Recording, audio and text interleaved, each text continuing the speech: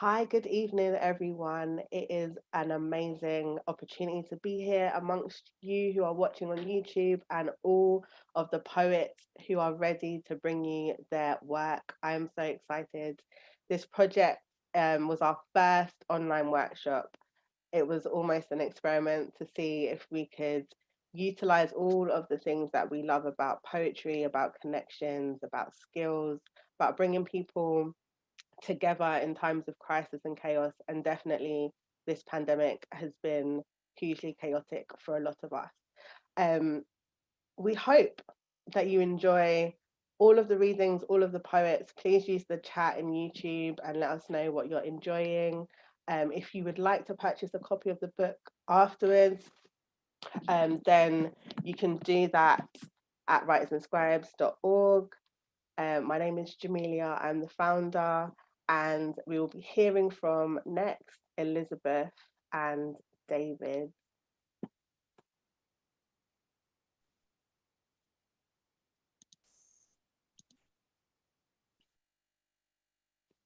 Hi everyone, I'm Elizabeth, and I'll be reading Unblended Melody. You are the cool of day uncovered once the sun has passed, the righteous tree which stands as birds flock and feed from its branches. You are the royal oak blue,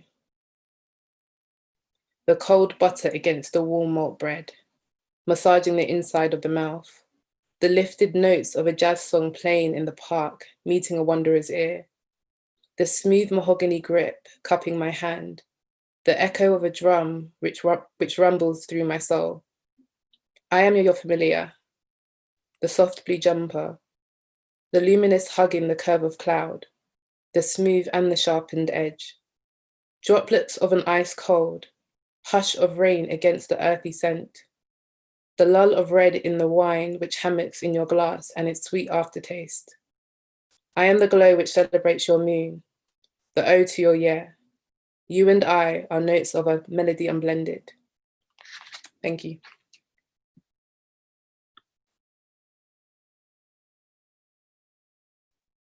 Hi everyone, I'm David. Just got a little poem to read you called Fears. Why do I live like the world will end on the wrong side of September? Trying to cram all my dreams, aspirations into a fleeting summer, whilst the sun still has the chance to play games with my countenance, whilst I can still hope and dream and dance and sing, not worry about winter's death knell till it has come upon me. Why am I flying across the borders of my fears and memories, crashing into forgotten landmarks?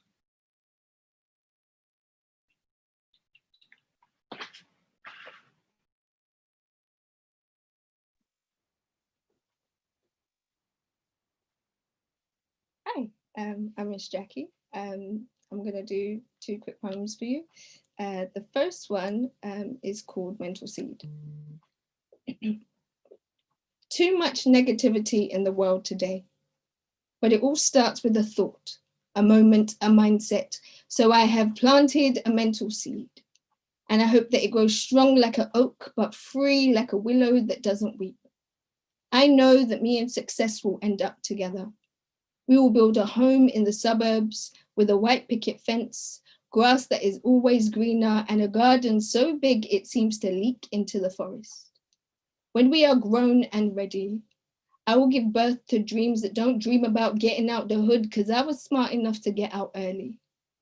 Our dreams will be free to frolic, get big, grow, learn, change if they want to, and when they are ready to dream dreams of their own, me and success will look back on our life together, and a warm joy will fill our bellies because we taught our dreams to dress warm because it's a cold world. That worrying doesn't take away tomorrow's troubles, it takes away today's peace. So in the peace and quiet, dream big. In the chaos, dream colossal. And in the space in between, just remember to dream because it all starts with a little mental seed. Awesome. The next piece I'm going to do, it's called Freedom. And I just feel like, yeah, this is a good piece to share with y'all. So cool.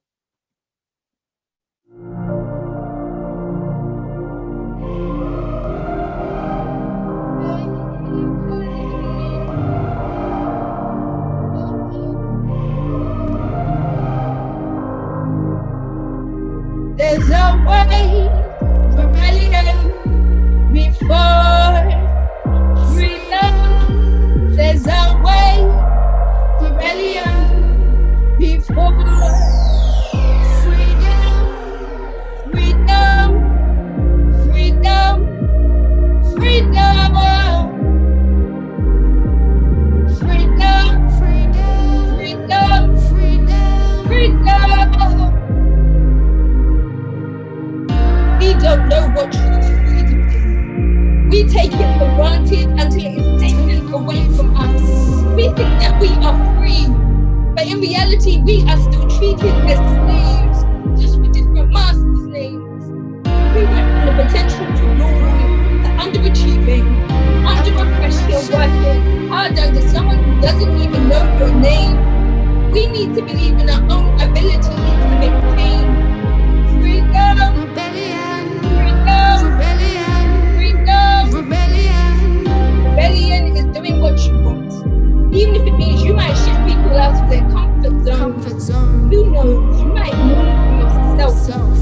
I have had to rebel mainly out of necessity, forced to look at life from a different perspective. The world likes to remind me that it is not designed for my blackness, for my womanhood, for my disability, but partly because it is built into my DNA. My ancestors knew that rebelling came with consequences. I rebel frequently, knowing that being free is worth the consequences, like standing to the sun, at least for me. I felt it more. I believe in a dangerous freedom over slavery. Exist on your own time. If you are going to be a rebel, then do it with a purpose.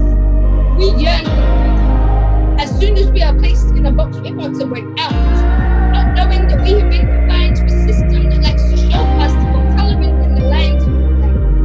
We need to learn to liberate ourselves like dandelions with just enough of a breeze. I know that I need to be free. There's no way rebellion before freedom. There's no way rebellion before freedom. Freedom, freedom, freedom, freedom, freedom, freedom, freedom. There's no way rebellion before freedom.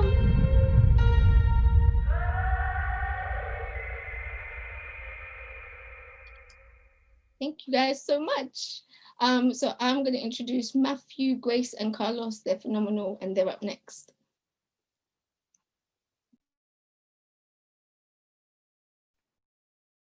Hi everyone, I'm Matthew. I'm going to be reading a poem called Idlewild. Idlewild is actually a golden shovel, and I'll explain what that means after I read my poem. These mundane days drive me idlewild. The trials of morning as titanic as interplanetary travel aboard a shiver-timbered ship with a scarecrow crew and naught but stars as alibis to existence.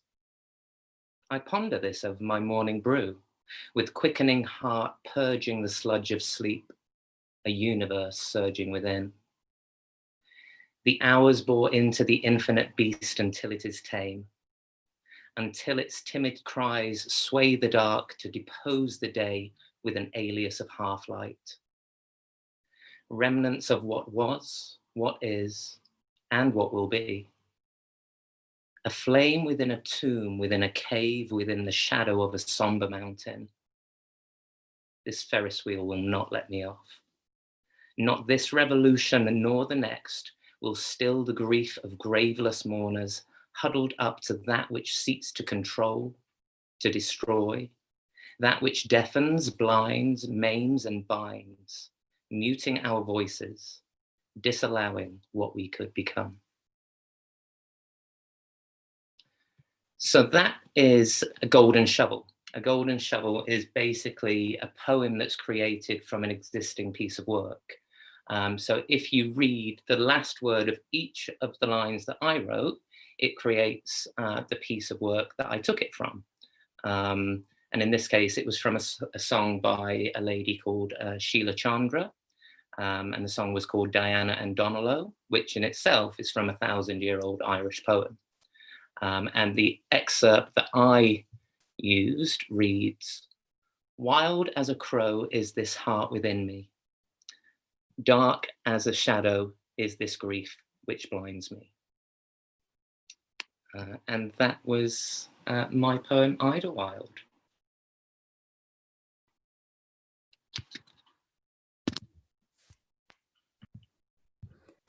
Hello, my name's Grace, and I'm gonna do a little warning because my Wi-Fi decided to somehow crash slightly. So if I disappear, then I apologize. I thought I'd just say a couple words about how helpful the workshops were, because since going into lockdown, my brain kind of became useless. And I think this group kind of allowed me to dust off all the uselessness and actually kind of create pictures out of words again. And I'm really thankful for that and being able to meet loads of lovely new people. Okay, I'm going to read my poem. It's called Static. You're like the broken bus announcements with a posh British accent, distorted by tears of silence and static. I no longer understand you, nor you me. Only the air tingles when I breathe. Not one fly nor one leaf stops to learn the language of my steps. Not one drifting eye or sideways smile deciphers my dialect. I no longer understand you, nor you me. We are just we, nothing more can we be. Thank you.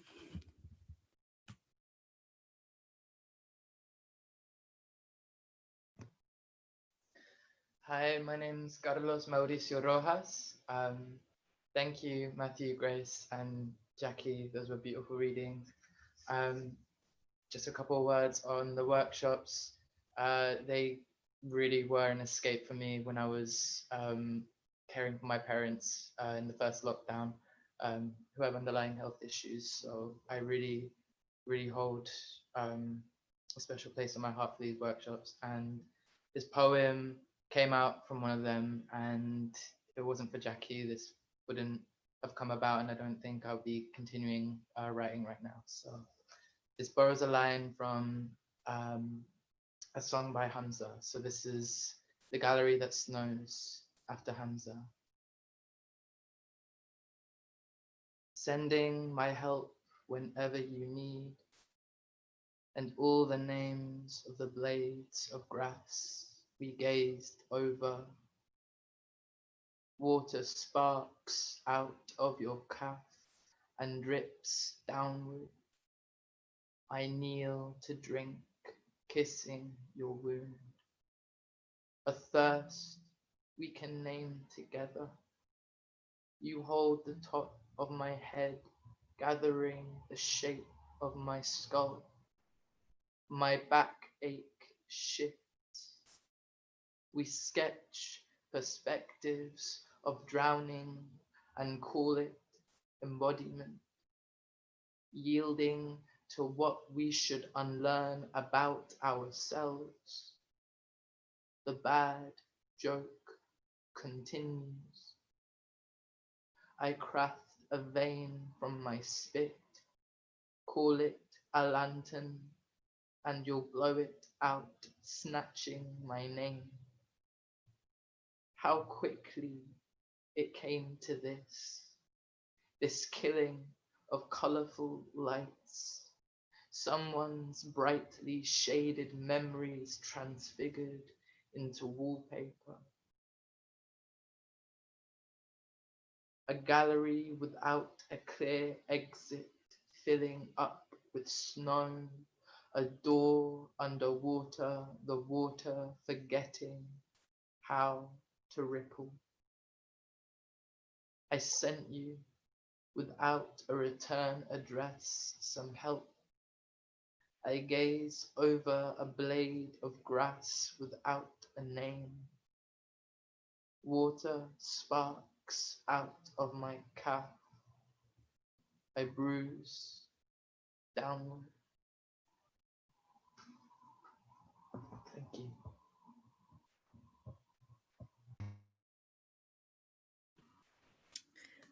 Okay, amazing. God, thanks. Thanks everyone so far. I'm Josephine. Hello. I was one of the workshop facilitators earlier this year, and special shout out to Elizabeth and Valentine. Hello, it's nice to see you again. Cool. All right. So I'm going to share 2 poems, and hope you like them. And then we're gonna move on with the other amazing readers. Okay, so my first poem is called Bed. A YouTube video said to me that I was a daughter of the Lord, and so now I say to me that I am a daughter of the Lord. I say, daughter, daughter, daughter, feel my curled weight small in a big hand in a queen bed of the Lord, Lord, Lord. Because the morning has the roots of my hair and pulls, because the future is a ghoul screaming white, I have been waking up a criminal for years, especially if there has been wine and no bread, still my own white sliced chest spread plain, butter plain with guilt, and yet I'll still wake up my own murderer, slasher of my own tires. She says, he knows that you are tired. The sweet round-faced girl who would pray for me if I asked her, but who would vote the world into a sharper shape, but who is nonetheless here when I'm so awake, center screen, small as a sandwich in my hand. I am a daughter of the Lord. I am of the kingdom. A kingdom is big enough to comfort. So kingdom is a word to sell. Cushions, yes, but it needs to be big, this place. There is a reason a cathedral is fucking enormous. Have you ever met a morning? Huge. Can I wear this duvet to those gates, like the cloak of a bad king or a good shepherd? Can he watch Gogglebox with me, even with me, who has housed him tucked between skincare and ASMR in a bed of so many small thorns? Okay. And thanks very much. I can see silent little hands. It's so nice. and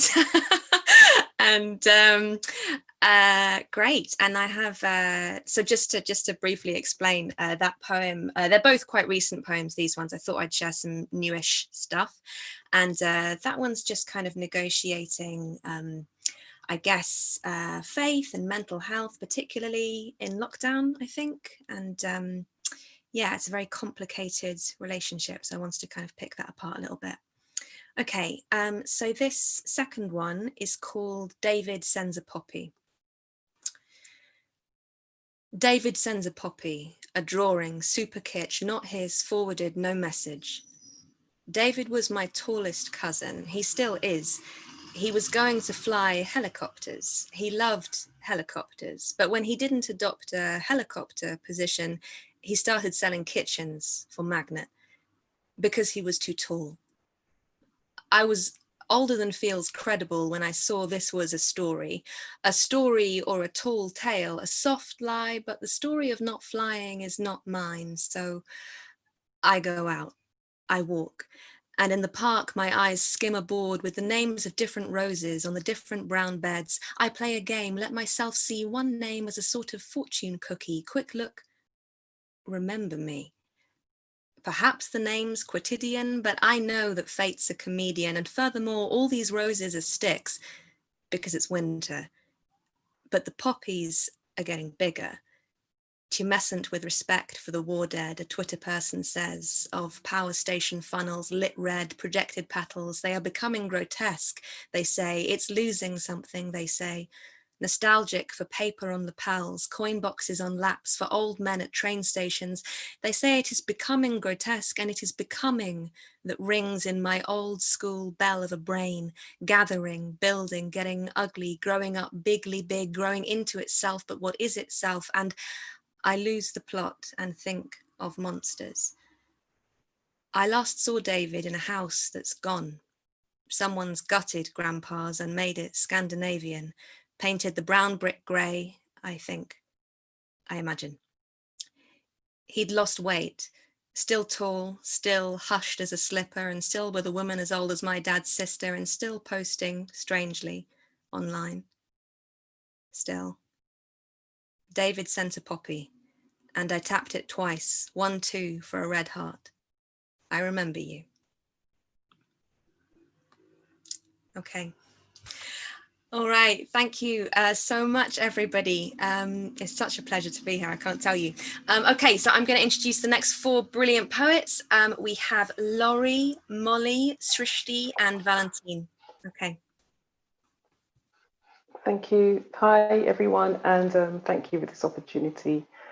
First of all, Jamelia, for making this course happen, and to Annie, who was such an inspiring teacher and who really brought out the best in me. I had a really great time on this course, and you have helped me to reawaken my love of writing poetry. So thank you. I'm going to read Me, and it was inspired by the story of Medusa. I was beautiful once, black locks silky snaked down my back. Eyes mesmerized this man and that, filling them with a desire to have me. Coy no more, my lips red, plump, mouthed, come, even as I toiled in the fields. Superior, I observed others' lank hair, blank eyes, and knew my place was no longer here. My beauty surpassed even Athena. Out on the street, I told all who would listen that even she was no competition. Boasting, I stood alone, unmatched, even by the goddess. I saw her, owl perched sagely, her mouth turned up at the corners, a knowing smile playing on her lips. She looked at me, mesmerized. Her grey eyes flashed a beautiful fury, and she was gone. I went to bed one night, and next morning my hair writhed and coiled and hissed upwards to a heavenly hell. Lips still red, but eyes somehow deadly. My father entered the room. I looked at him, questioning, and he became still. Brother found him, sought answers in my eyes, then he was still. I screamed and my mother came to me. I closed my eyes for fear of a murderous glance, but her eyes said it all. Hidden from sight, she dragged me into the hills to a cave where I dwell from then to now, no longer mesmerizing, but petrifying this man and that, knowing that one day he will come. Thank you.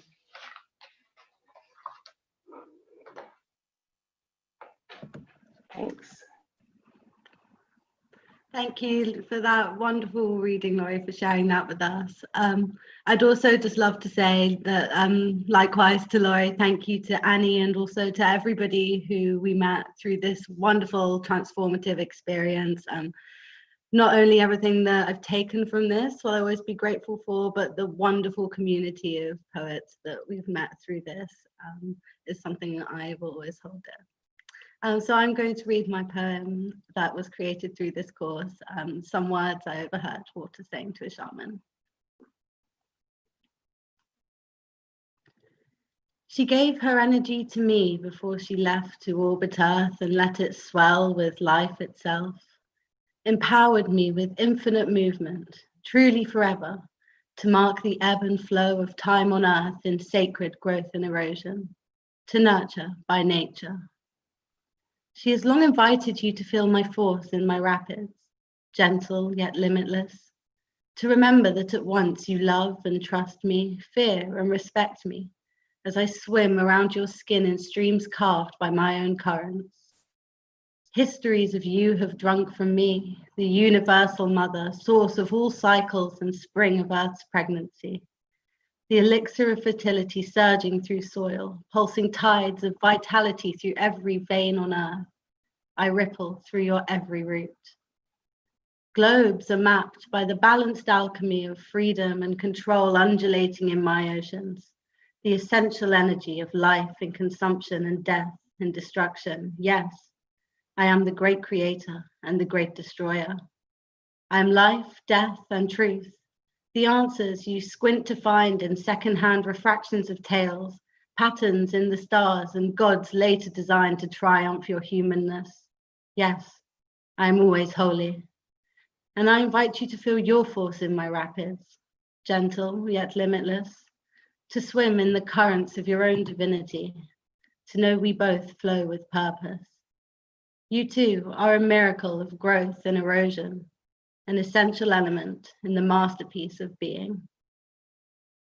Thank you.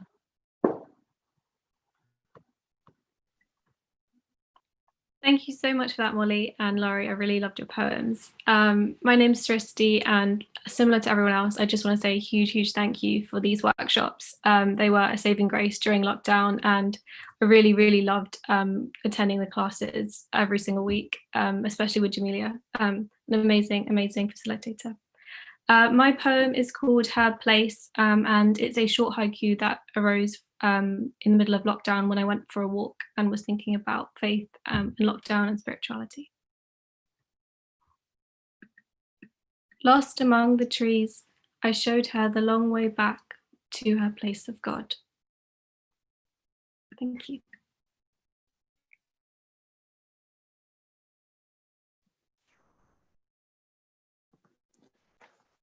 Hi, everybody. Wow. Almost speechless. Well, some brilliant poems there so far. So I wanted to say thank you very much to everybody who's said their pieces already. My name is Valentine, and I've had a great time with these workshops. So a special thanks to Josephine and to Jamelia for organising it all as well, and all of the other brilliant poets. My poem even is a piece called The Colour of Me, and here it is. The colour of me. You see me? You see me here? Me is who I am, and what I am is free. And you are too, whether you know it or not. For you is a spirit. You is a spirit that is free to roam. You is a spirit that is free to roam and speak and to wonder, to smell the natural air, the coming of the rain. And yet, I am also free to do these things and walk on a street made by man and to be treated as an equal. So I have and will continue to do so. I will continue to be free, to stand up for myself, to be among with others like me. For when the sky is gray, or if the sky is blue, rumbles or shines, I have my place under it.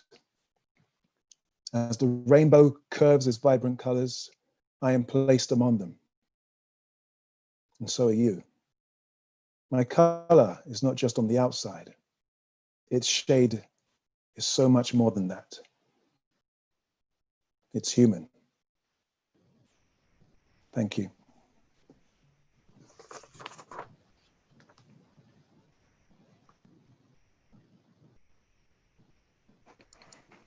Hello. I don't know if I was supposed to be spotlighted now, but we can go for it anyway. Hello, lovelies. My name is Anna. I just want to begin by saying thank you so much to Jamelia, to Annie, to Jackie, to everyone who has helped me so much.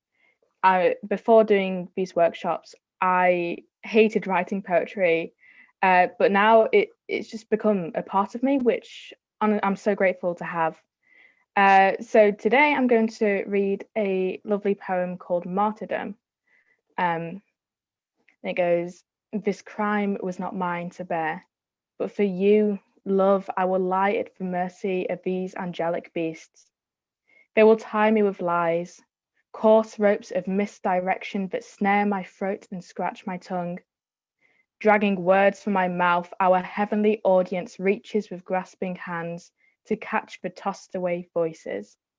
Like the crowds of a circus, hungry for the happy suffering of those contorted souls, that smile and weep for the price of a penny and a glare, a leer of lust that follows their wings through the air, like a bow's arrow drawn back with a breath released with a wink. I am held alive by the red silks of bloodlust. A martyr for life, I died to be born. I cried to my God, but he sat back and laughed. With a sultry gaze and a dismissive wave, my God sent angels to aid my attack. With their swords of kindness and flames of gratitude, I suffered. I pleaded at the jury of death, and she found me guilty, until proven sacred like smiles hidden behind the pages of our fatal fairy tales of love, until proven holy like eyes meeting through the sunlight of our destined melodies of future, until proven worthy of you, love, who sent me to this pyre post of empty gratitude and false promises, of the serendipity we begged for while we cried at the fires of held hands through a running crowd, running like the waters of our happiness that washed away the mortifying ordeal of loving and being loved. If a smile and a dream are your immediate answer, can this be called love? To be loved is to be held in the arms of murder and call her home. Thank you.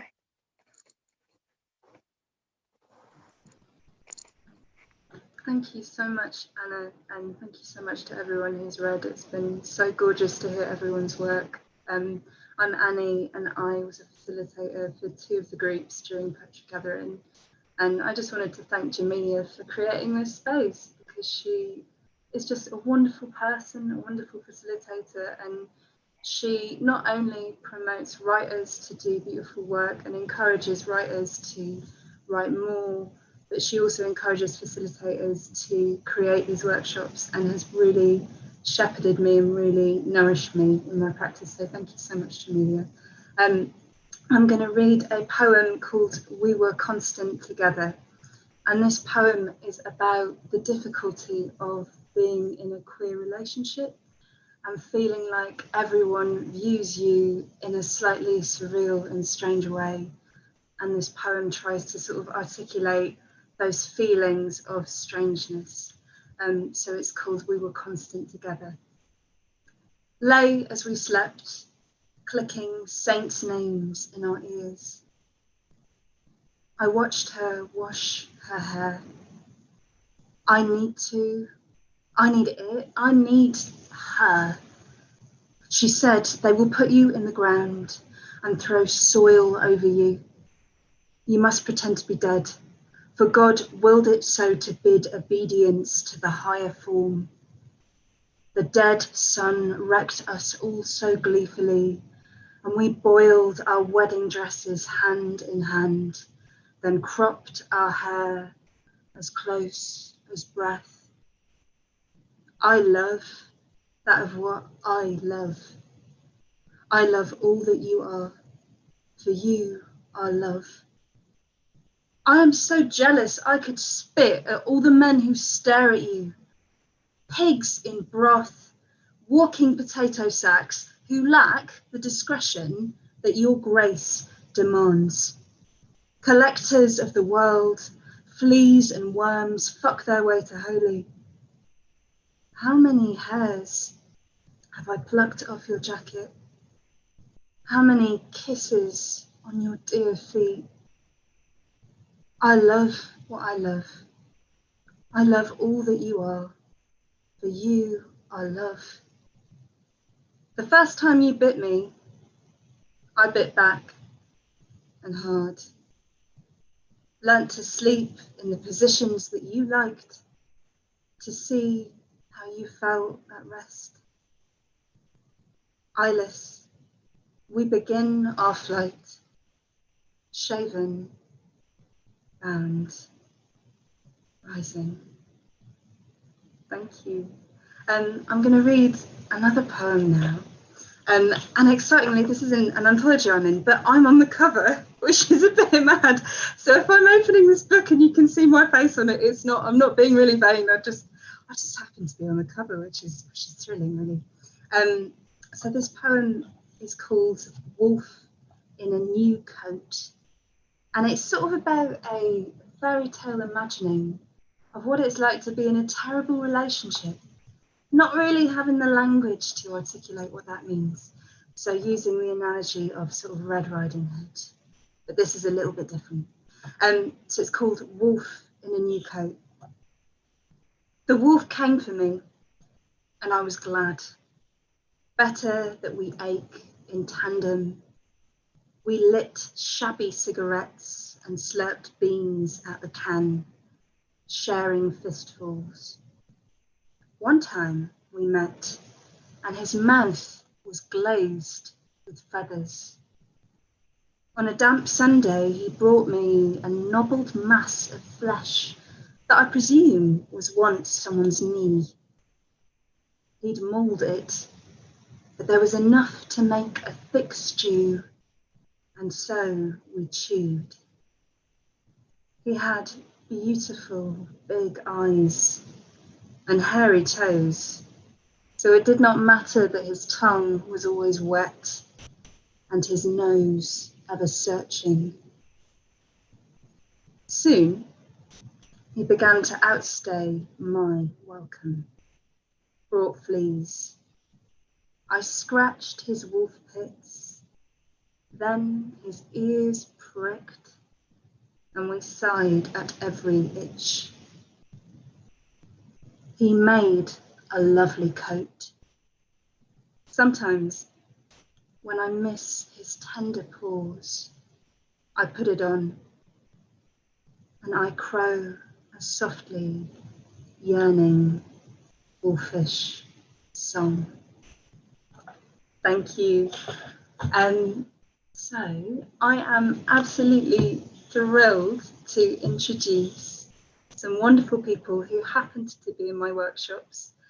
We've also had some amazing people like Laurie and Molly, who I was also thrilled to hear from today. But I've loved hearing from all the other participants today. It's really great to get an insight into all of the brilliant writing that has come out of this process. But now I'm going to present to you Fausta, JM, and Claire. Hi, thank you so much for this incredible platform, and it was so cool to see Annie perform. That was amazing. So get your gathering. Get your gathering. Copy. My name is Fausta, and this is my poem Imprint. 1. Left an imprint behind. Scorched sides, just like my scorched heart. I want to sink into the page. Sink into the wall. You took the mask straight off, and now I melt. The teal eyeshadow you gave me is a cakey mess. I slap that on as well. 2. I thank you. The corners of my lips face away from the dawn. I imagine whale's song, the decades-long cry in search of a mate. Releasing you, I fill my insides with this sonar reflection of need. I need not you. 3. I left an imprint. Knowing you like I do, yes, my mind just drew you naked. No, I won't forget your perfect form. Bite, sinking lips, tap into the body's wake-up call. 4. I leave this imprint, and knowing you as I do, you'll probably frame it, put it behind glass, show your friends, and they'll laugh. The word pathetic may be floated by your friend Jerome, who'll cut and paste it. 5. I am an imprint, imprinting self-worth wherever I go. Use tissue for it changes all the time. Thankful, so thankful, I don't know you no more. Thank you.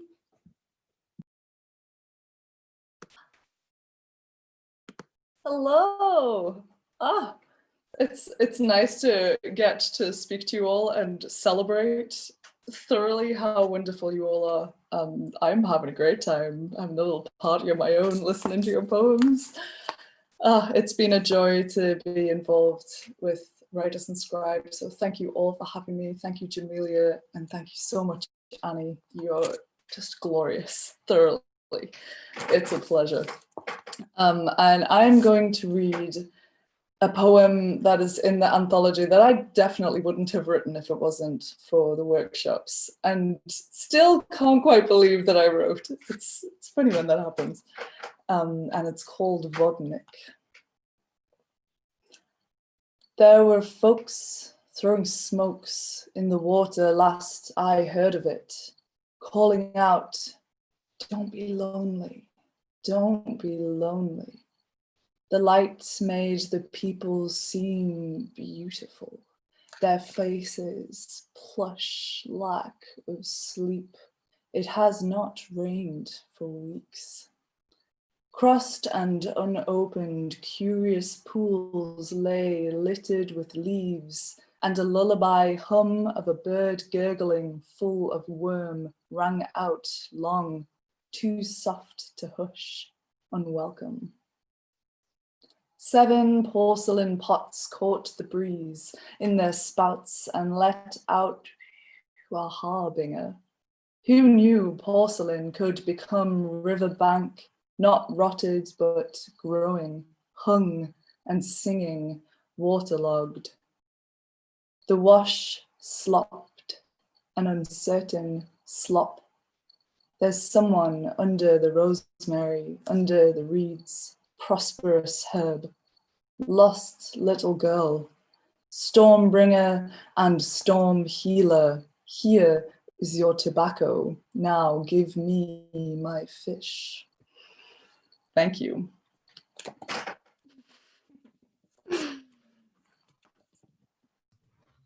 Hi, unmute myself. Hi, I'm good. Thanks, Jamelia, first of all, for being so welcoming and answering all my questions throughout the workshops. It was absolutely amazing to meet everyone and work with Annie over that time where my head was spinning. And I learned an enormous amount. And this poem that was absolutely fantastic to receive in the book when it arrived was a completely new technique, and it was a sort of almost like surrendering to process and not trying to control everything, which seemed very timely with everything that's happened this year.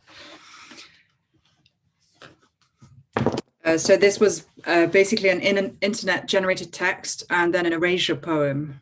So a completely new technique for me. And the title of the poem is just the first word in each of the 3 stanzas.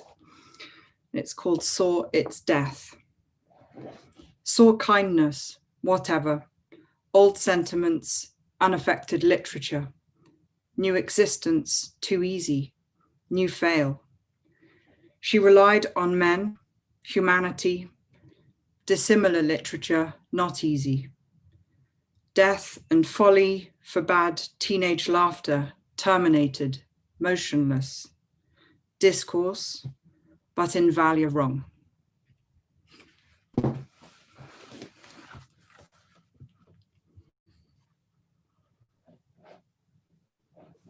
Hi everyone, my name is Desiree. I am one of the facilitators for Writerz and Scribez. I just want to just grateful for this space.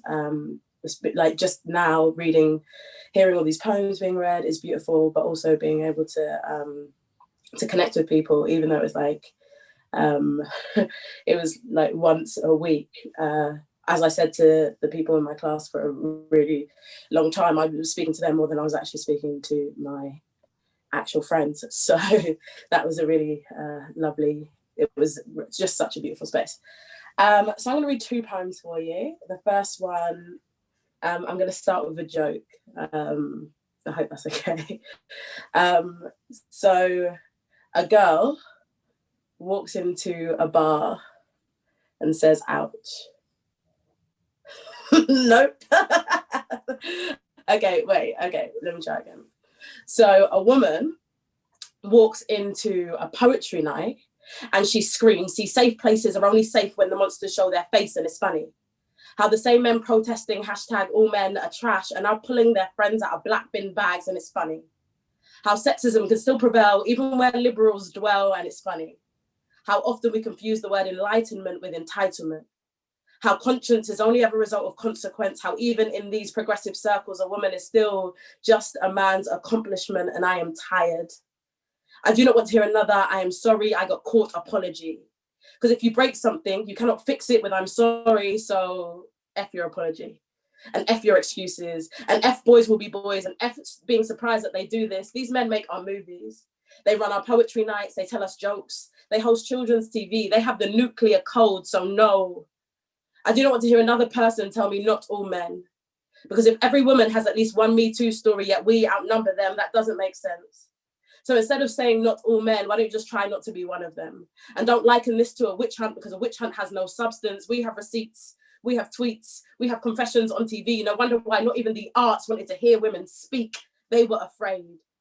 Because look at how resilient we are, even through all of this pain, and it happens again and again and again. And I am tired. And yes, I am talking to all men, because we need all men to stand beside us, because time's up.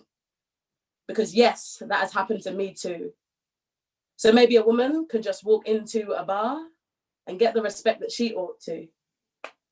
Thank you. So that was the first one. I always have to start with that one because the joke thing is like a lead into the poem.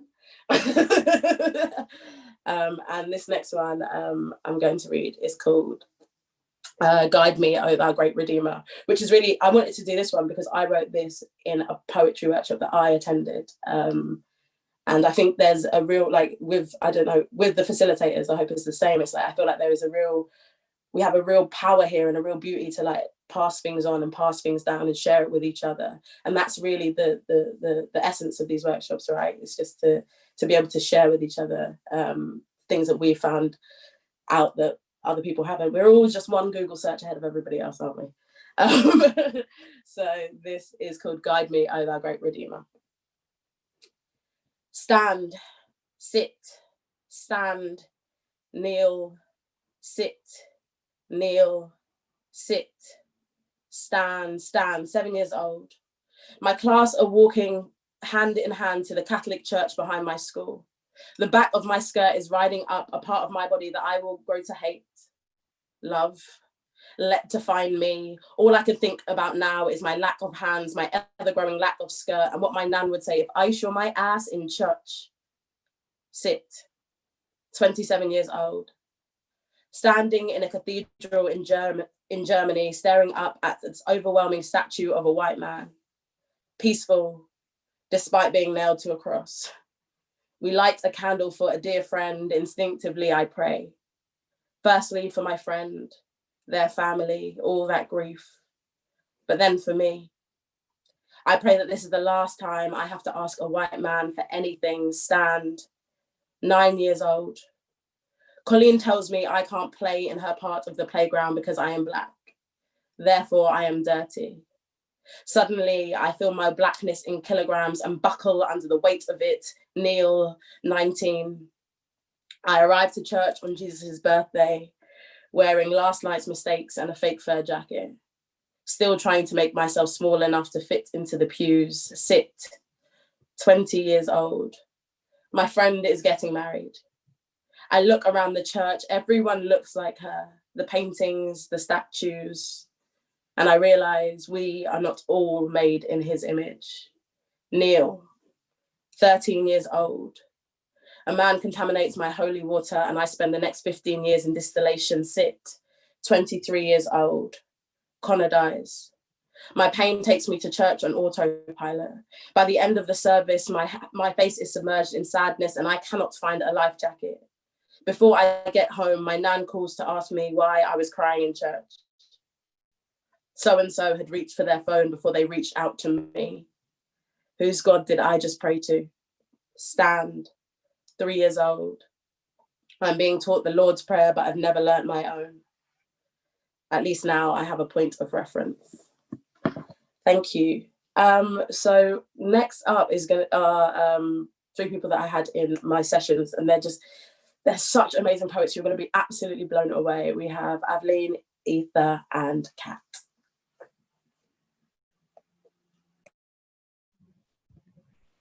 Hi. Firstly, I'm just blown away with everybody's work and just so excited about how poetry comes alive from books when people read it like their own, and it's just, yeah. And I had such a good time with the workshops. I'm so glad that Jamelia set those up, and Desiree not only allowed us to write and express ourselves, but also I think gave us the confidence to just be, just, breathe out loud. And yeah, thank you so much for that. My poem is called Bitter, Beautiful Blemishes on My Tongue. And it's basically just, trying to find out what my relationship is with 4 languages. So yeah. Bitter, beautiful blemishes on my tongue. Breathe. I think, I write, I speak in English. I feel, I dream, I breathe in English. I vow, I say, I do to English. I wonder if it says it back. Bewafa. Disloyal I am to language of my land. When poets back home perform in Hindi, they receive winds and whistles. I collect claps and impressed eyebrows. The child in me still dances and dabbles and laughs only in the lexicon of my city. Batwara, partition of a land with half of their families and none of their gold. All my grandparents' herald to my country was Urdu, I'm told. Reckless ruin, I was never its friend, and yet Urdu poetry and every evening prayer crosses by my ears and makes my blood sing. Basant, the season of spring, the land I miss, the mother tongue I never had or kissed, Punjabi, the midwife who left when I was born.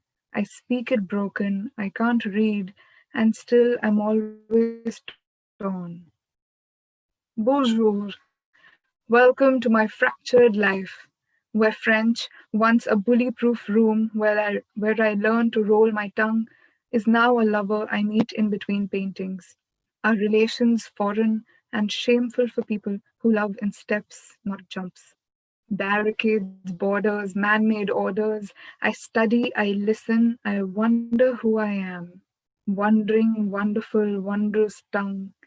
Beginning to understand how it works, what it tastes, what it licks, what it keeps, and how it slurs. Thank you.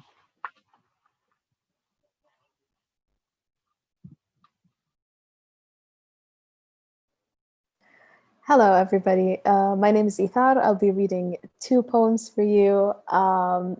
First of all, I want to talk about the class. I was literally, in the middle of a lockdown, but in the middle of finishing my MA in creative writing, and my dissertation was in poetry.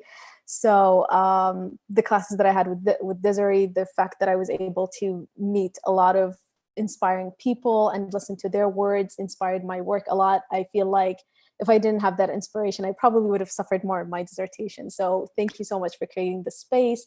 I'll be reading 2 poems for you today, and they're all related to quarantine, because here we are. So the first one is called Family Gatherings. I've lost my manners this quarantine. My ability to keep the curtains of my mouth stretched open for a smile suffered. My social skills, a turned off faucet in those months of longing for connection. Words refused to stream out without a stutter. My cousins look different. Some withered, hair a shock of white, others went bald or got pregnant. I angle my curls and my vacant body to the left. My aunt still feeds on gossip with every sip of her golden coffee. She nibbles on mixed nuts and tells me about a girl who got stabbed by her family. My uncle serves her fine tea like it's wine, one with peach, the other from Morocco. I politely accept a blue cup, wishing it was a red glass. I get asked all the usual questions. I squirm. I busy myself with watching kids run around oblivious, still communicating by instinct. Thank you. Oh, thank you, everybody. So The second one is called A Sleepover at My Mother's. This quarantine had forced us together, an estranged daughter to a disappointed mother. The oceans of distance I worshipped had turned us into strangers. Bitter lovers who prefer lies pulling in their lungs, fluffing up silky soft pillows while drowning in peppermint tea fragranced silence. Even the elephant in the room has learned its lesson and is now well camouflaged. I take tender steps, circling the heart you insist I broke. No longer sure if I'd be welcomed or sent away. We lay side by side. After a day of hefty pleasantries, a duchess to a queen, your hair is wild, a storm, shielding your face away. My loneliness is palpable. I reached a finger, an olive branch across our isolated islands. You grasped it, a newborn's reflex. Thank you.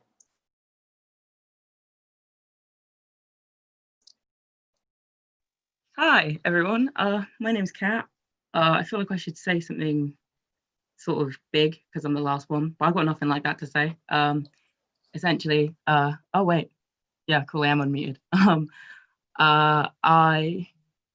Am I? I can't tell. Sorry, am I? Yeah, I'm cool. Sweet. So, yeah, essentially, yeah, this was really, really awesome. I feel like I haven't written properly before the pandemic in years, and Des has this way of making you feel as if you are like the best person ever. So that was really cool. And Ether is amazing, and I feel like we're friends and shit now, so that's cool. Anyway, I'm gonna read the thing. So this is called The Hands That Reach, and yeah. It's 2 a.m. at the on-campus club, and as you wait for your mate to piss and do up the poppers on her boohoo bodysuit, it happens again. Oh my God, I love your hair. Bathroom Becky reaches towards a thicket of curls that you spent years trying to smother because of girls like her. To pet the crown that you cultivated when you decided that your blackness isn't something to be hot combed away, burnt down to the roots, or blanched by shying away from the sun, but a robe woven from scars and starlight, deep and rich. An indicator that you are part of something that will never stop flourishing skyward. Your face is hot under your foundation, and you taste your 5-pound double vodka lemonade in your throat. And like a ringlet that's pinged by a child, you bounce away and recoil. Sorry, love, I don't know where your hands have been. You pretend that it's all in good humor, and that the hands that try and stroke you now that brown is in aren't the same hands that tugged and pointed when fashion was pale and thin. But your voice is hard, and your message is clear. You share a moment of silent sisterhood with the black girl stood by the hand dryer, club classics beat against the store walls, and you compose yourself with a tilted chin and a belly full of righteous fire. Women like us are frustrated, and women like us are tired, but like our hair, we rise above. Thanks. Yay.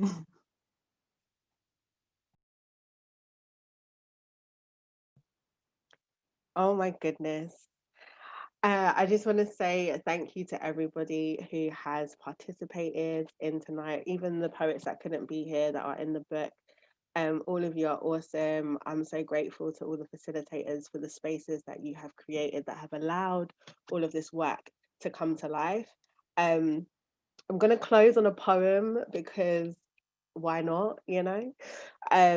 So just for everybody on YouTube, thank you guys for being in the comments. The comments are booming. Everybody thinks that the poetry is beautiful and powerful and amazing. I'm just looking over here because I'm reading. So thank you for sharing this with them. If you want to get a copy of the book, feel free to go to our website, writersandscribez.org, and get the Gathering anthology. Follow us on all social media platforms. We're going to be doing like Christmas gift packs and all kinds of things that you can get involved in. So yeah, I'm going to read this poem. It's called Genesis. A girl rolls up her pleated skirt in the school bathroom. It is Wednesday afternoon, and her scuffed shoes will follow her best friend to an unknown location. She believes that acting in danger will rewrite her story in the mouths of others. No longer will Frigid point at her and laugh. 3 miles away, in someone else's front room, 2 boys wait for prey. The clock strikes. One reaches his hand into the other's throat and pulls out a rabbit. It is a magic that terrifies. The room is uneven, the wallpaper crooked, a cat blocks the exit. The girl wants to shrink enough to fit through the letterbox. Rabbits shape shift into seagulls, shrieking, slit throat spills half tongue onto floor. She cannot understand what it is trying to say, but she knows safety is in the grass outside the window. So she jumps. 2. She plans to never feel unsafe. Her plans fail, and she loses trust in her ability to make decisions. Life is a swimming pool she can barely tread water in. It is not wise to let go, to push herself into the deep. Her toes curl against the tiles. Chlorine straws her hair. She never learns that she can swim. 3. In the beginning was a girl of buck teeth and awkward thoughts. On a day reserved for silence, her body demands ransom. She dreams of rabbits manifesting schoolboys, wakes in the fire. A boy will teach her how to inhale the blunt. A boy will name her timid, will laugh at the way she looks in the mirror with uncertain eyes. The opticians cannot fix the way she sees herself. In a past life, she saved little boys from drowning. Now the water sprouts fear, and fear lives in the pit she calls home. In the beginning was a girl made of big eyes and Pinterest goals. In the beginning. All right, so that wraps up our Gather In reading. Thank you guys so much for being here, for being with us, for spending time with us. And yeah, I'm just so proud of all of you. So that's it. I'm going to unspotlight myself and you can all wave goodbye to everybody. And yeah, that's going to be it. So you're all awesome. You can like unmute yourselves and say bye into the abyss. Thank you. It was so amazing. Hi, everybody. Thank you so much. So much. Bye. Bye. Amelia, Thank you. Can you send me whoever everybody's Instagram things, because I'm not going to get them all down.